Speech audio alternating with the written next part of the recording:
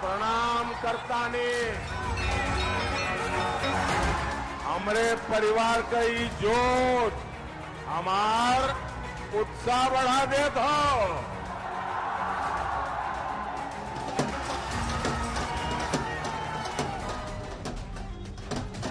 पटना साहिब में बीजेपी की तरफ से कोई भी खड़ा हो जाएगा, वो बीजेपी के अलावा कोई नहीं जीतेगा। मोदी सरकार तो बहुत अच्छे काम कर रहे हैं, जो ही कर रहे हैं बहुत अच्छे कर रहे हैं। मैं चाहती हूँ स्पेशली यहाँ पे जब भी आए बीजेपी आए, क्योंकि हम लोग देख चुके हैं मैम कि पहले जब सामने हम लोग को निकलने में नहीं बनता था, मैंने वो भी दौड़ देखा है पटना में, but at least we feel safe in the night, हम लोग निकल सकते हैं। वाकई में नरेंद्र मोदी जी ने वाकई काम किया है, करके दिखाया है। इस कारण हमारा पूरा वोट, पूरा सपोर्ट हमारे घर का, परिवार का बीजेपी को जाएगा। केंद्र का जो भी योजना आया है उसमें हमारे सांसद महोदय का बहुत बड़ा योगदान है। रविशंकर बाबू जी पटना के लिए बहुत बेहतर हैं। रविशंकर जी यहाँ की जनता, यहाँ के लोगों के हर दुख सुख में हमेशा साथ रहे और इस बार मोदी जी का 400 पार और पटना साहिब 4 लाख पार का नारा है। जनता मोदी जी को तो प्यार करती है और थोड़ा अपना स्नेह पटना के इस बेटे को भी देती है। देश का विकास बिना बिहार के विकास के नहीं। मैं यहाँ पर चुनाव लड़ने के लिए नहीं आया हूँ, चुनाव जीतने के लिए आया हूँ।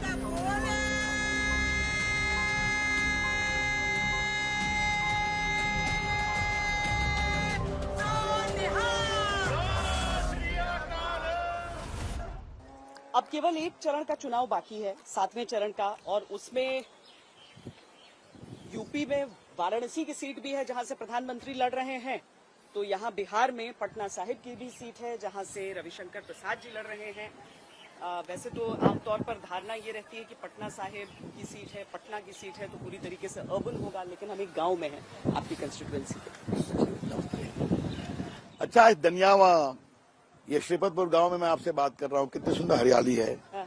लोगों से मिला मैं, फतुआ में गांव है, बाकी पटना शहर में बांकीपुर है, कुमरार है, दीघा है, पटना सिटी, ये सब शहरी क्षेत्र हैं। मुख्य तौर पर एक अर्बन पार्टी जिसे कहा गया था भारतीय जनता पार्टी को, वो आज 400 पार का दम भर रही है। संकेत मिल रहे हैं आपको पूरे चुनाव में? बिल्कुल, आपको एक वो बता दूं, नरेंद्र मोदी जी के प्रति एक जबरदस्त का प्यार का भाव है। देश के लिए मोदी जी ने किया है, मोदी जी ही करेंगे। जब ये और ये काम पर दिखाई पड़ता है। धारा 370 समाप्त हुआ कि नहीं, 3 तलाक खत्म हुआ कि नहीं, कोरोना में लोगों को फ्री टीका दिया गया कि नहीं, आज भारत की अर्थव्यवस्था आगे बढ़ी है कि नहीं, तो जब ये होता है तो देश में आशा बनती है। और देखिए 80 करोड़ लोगों को खाना खिलाया गया है। हाँ, नहीं, 3 तलाक की बात आपने की, और आपकी जो कंस्टिट्यूएंसी है इसमें मतलब हर धर्म, हर जाति के लोग रहते हैं। वैसे राजनीतिक तौर पर काफी कठिन कंस्टिट्यूएंसी भी कही जा सकती है। आपको रिएक्शन दिख रहा है मुस्लिम वर्ग में? दिखता है। कल मैं गया था, समनपुरा में गया था। एक्शन दिख रहा है या रिएक्शन? नहीं, स्नेह दिख रहा है। दूसरी बात मुझे कहना है, जनता जानती है स्थायी सरकार मोदी जी ही देंगे। मोदी जी की 4-5 फैक्टर है। मोदी जी गरीब के बेटे हैं, मोदी जी अति पिछड़े के बेटे हैं, सनातनी मोदी जी के साथ हैं, देशभक्त मोदी जी के साथ हैं, जो आर्थिक विकास चाहते हैं वो मोदी जी के साथ हैं। और जनता जानती है कि यही सरकार स्थायी देंगे। और प्रभु राम का मंदिर बना है, और मेरा श्वेता जी परम सौभाग्य रामलला हिंदुओं के वकील रहने का है, तो जनता ये भी देखती है। तो संविधान कैसे बचेगा अगर भारतीय जनता पार्टी की एनडीए के साथ सरकार बन जाती है? अच्छा, अगर शुद्ध पटनिया भाषा में बोलूं, राहुल गांधी तेजस्वी जी संविधान समझा थे श्वेता जी, हाथ में लेके चल रहे हैं राहुल। हाँ, ये सुना है। एक बार हाथ में लेके हम भी चले थे ना, कि ओरिजिनल संविधान दिखाया था। प्रभु राम की फोटो है, उसमें प्रभु कृष्ण की तस्वीर है, उसमें महात्मा गांधी हैं, उसमें शिवाजी हैं, उसमें राणा प्रताप हैं, अकबर हैं, बाबर औरंगजेब नहीं है। आपको लगता है राहुल गांधी जो प्रति लेके चल रहे हैं उसमें नहीं होगा? उसमें वो तो खैर, राहुल गांधी कितना संविधान समझते हैं श्वेता जी। एक आपके चैनल पर बड़े विनम्र भाव से कहूंगा, अगर वो फंडामेंटल राइट के चैप्टर को बता दें कि किस चैप्टर में है संविधान में, तो उनका लोहा मान जाऊंगा। छोड़िए उस बात को। तेजस्वी जी, संविधान बिल्कुल सुरक्षित है। मोदी जी ने कहा है ओबीसी का आरक्षण, SC ST का आरक्षण कभी नहीं खत्म होगा, और इन्होंने कर्नाटक में मुसलमानों को ओबीसी बना दिया। ये इनका है वोट बैंक।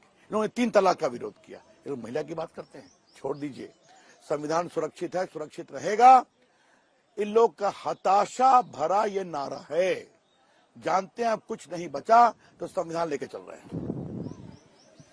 जो ओबीसी आरक्षण की बात कर रहे हैं, अभी नीतीश कुमार मंच से कह भी रहे थे कि ओबीसी आरक्षण का दरअसल उन्होंने शुरुआत की और उसे जो इंडिया गठबंधन के बाकी पार्टनर हैं वो चाहते हैं कि उसे ले। पर आपको लगता है कि इसमें बीजेपी अपना स्टैंड साफ कर पाई है और ओबीसी वर्ग में ये बड़ा इशू है? ओबीसी के ऊपर हम लोगों ने कभी नहीं विरोध किया, वो होना चाहिए, तरीके से ईमानदारी से होना चाहिए। और ये हम लोग का स्टैंड जानते हैं यार कि ये मोदी जी ने बुलाया था लोगों से बात करने के लिए जब ना हो रही थी। लेकिन एक तरफ ओबीसी की गणना की बात है, एक तरफ ओबीसी के पॉलिटिक्स की बात है कि मुसलमानों को वोट बैंक के लिए सबको ओबीसी बनाओ, जबकि धर्म का आरक्षण नहीं अलाउड है। हाँ, जो पिछड़े हैं, अति पिछड़े हैं, वो आने चाहिए। आज मोदी जी पसमंदा की बात करते हैं, जो पिछड़े लोग हैं, ये सोच की बात है। लेकिन जो संविधान को झूठा दिखाने की बात करते हैं, उनके बारे में क्या कहा जाए? तो जिन स्टेट्स में ऐसा हो गया है, जैसे बंगाल को लेकर हालांकि अदालत की तरफ से ही आ गई बात, लेकिन वो चीजें क्या आप लोग को लगता है कि अगर एक बार फिर सत्ता में आए तो उस पर? बिल्कुल, अदालत ने क्या कहा है, जिस तरह आपने सबको रेकलेसली ओबीसी बनाया वो गलत है। बात समझने की कोशिश करिए। ओबीसी का क्राइटेरिया है ना, इनकम क्राइटेरिया है, बाकी क्राइटेरिया है। हाउ कैन यू डू, सब मुसलमानों को आपने ओबीसी कर दिया, तो उसको उन्होंने चैलेंज किया, नॉर्म को नहीं फॉलो किया। वो सही बात है, होना चाहिए। बिहार में क्या आपको लग रहा है इस बार? तेजस्वी यादव बहुत उत्साहित है इस बात को लेकर कि बहुत ज्यादा गेम करेगी आरजेडी। दिन में सपने देखने पर कहाँ मनाही है श्वेता जी, 40 के 40 देखिएगा आप। एक होती है पुरानी बात रविशंकर जी की, मतलब ठीक है एक दौर में ऐसा हुआ, पर जब पिता की विरासत पे आप लोग परिवारवाद कहते हैं, तो राजनीतिक तौर पर अगर कुछ हुआ किसी समय में तो ऐसा थोड़ी है कि उसकी नई पीढ़ी वही चीजें करेगी। देखिए, हम कभी नहीं मना करते। हाँ। परिवारवाद में कोई बेटा इलेक्शन लड़ सकता है। परिवारवाद का मतलब है पार्टी पर परिवार का कंट्रोल। मुख्यमंत्री बेटा गए, पिता गए तो बेटा बनेगा, नहीं तो पत्नी बनेगी, इसे कहते हैं परिवारवाद। एक बात। दूसरी बात है, हमने सोचा था मॉडल नया होगा, लेकिन जमीन दो नौकरी लो, ये भी देखा आपने। अभी जब पिछले दौर का चुनाव हुआ और सारण की सीट पे हमने देखी हिंसा, ये बहुत दुर्भाग्यपूर्ण है, ये बहुत पीड़ादायक है।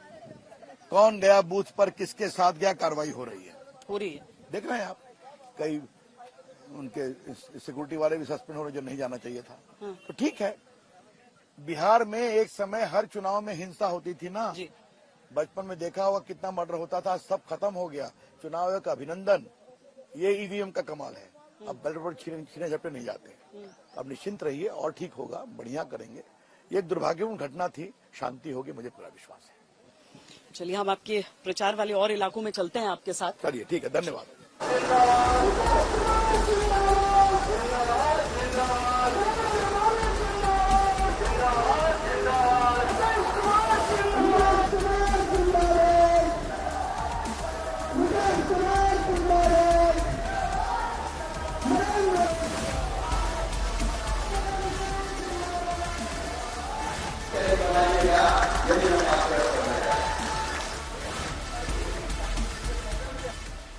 ये तो रविशंकर प्रसाद दूसरी बार ही पटना साहिब से लोकसभा का चुनाव लड़ रहे हैं, लेकिन वो बिहार की राजनीति में एक लंबा अनुभव रखते हैं और इसीलिए चाहे बनते बिगड़ते रिश्ते रहे हों जेडीयू के साथ, नीतीश कुमार जब यहाँ मंच पर उनका प्रचार करने के लिए आते हैं तो एक नेता के तौर पर नहीं बल्कि पुराने साथी के तौर पर याद करते हैं। मेरा रिश्ता तो आप लोगों से तो पुराना न है जी, तो हमारा रिश्ता तो है ये है, तो आप लोगों का कोई काम छोड़ेंगे, हम लोग तो करते ही रहेंगे। और हमारे साथी हैं, मित्र हैं श्री रविशंकर प्रसाद जी, ये सारा काम करते रहेंगे। ये बहुत ध्यान देते हैं, बड़ा मेहनत करते हैं और आप लोगों को बता दिए। तो हम आप सब लोगों से अनुरोध करेंगे कि इस बार और ज्यादा वोट से इनको जिताइए।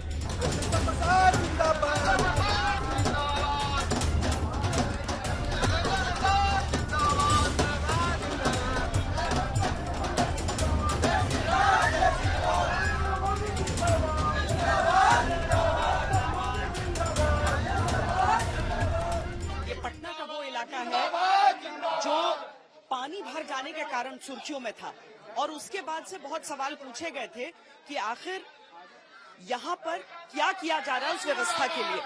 तो वैसे देखिए जिम्मेदारियां सबकी अलग अलग होती हैं, लेकिन सांसद होने के नाते रविशंकर जी ने यहाँ पर क्या काम किया, यहीं पर सब कमर तक पानी पानी भर के लोग परेशान हो गए। अब यहाँ अब पानी पड़ता है, जमा नहीं होता है।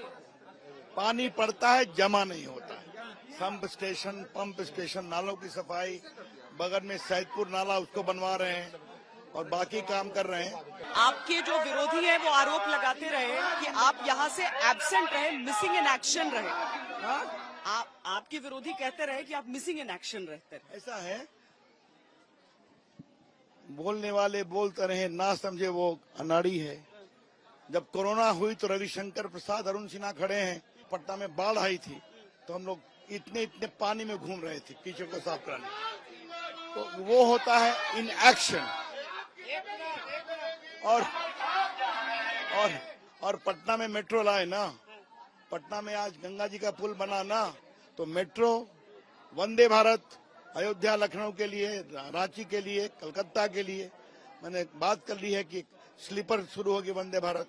हार्डिंग पार्क में 100 करोड़ का नया मैं स्टेशन बनवा रहा हूँ, तो बड़े काम करता हूँ मैं। आपके समर्थक यहाँ पर जो वोटर्स हैं वो कह रहे हैं कि पटना का बेटा है और सामने वाले कैंडिडेट को पैराशूट कह रहे हैं। देखिए, मैं नॉर्मली उनका नाम नहीं लूंगा, लेकिन श्वेता जी, आपने एक अंग्रेजी का शब्द होगा फ्लाई बाय नाइट ऑपरेटर, तो ये है fly bye night political leaders.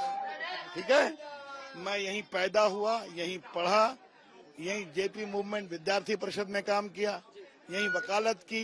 पर जाति वाला वोट बैंक लागू होता है रविशंकर प्रसाद? नहीं, मैं सबके साथ रहता हूँ, आप देख लीजिए। और मैंने आदतन कभी कास्ट की पॉलिटिक्स नहीं की है, मेरा स्वभाव नहीं है, लेकिन मैं सबको साथ लेके चलता हूँ। और आज जो आप लोगों का स्नेह देख रही हैं इन गलियों में भी, वो इसी कारण से। आश्वस्त हैं जीत को लेकर? इनसे पूछ लीजिए। 200%। 200%। ये कह रहे हैं 4 लाख पार कह रहे हैं। देखिए, ये नारा हमारे अरुण सिन्हा, इन्होंने ही नारा दिया है। नरेंद्र मोदी जी 400 के पार, रविशंकर जी 4 लाख के पार। अब 110%। पिछले बार भी माननीय शत्रुघ्न सिन्हा जी को 3 लाख से पीछे किया था आदरणीय रविंद्र जी। तो अब तो जो अभी का कैंडिडेट है उसकी तुलना में, और जो भीड़ की उत्साह देख रहे हैं, 4 लाख पार करना। मैं एक बात कहूंगा, नरेंद्र मोदी जी को मैंने आग्रह किया था पटना आने के लिए। जो रोड शो हुआ था, पटना की जनता क्या निकली आपने भी दिखाया था, मैं भावुक हो गया। तो उनकी जनता मोदी जी को तो प्यार करती है और थोड़ा अपना स्नेह पटना के इस बेटे को भी देती है, तो जरूर जीतेंगे।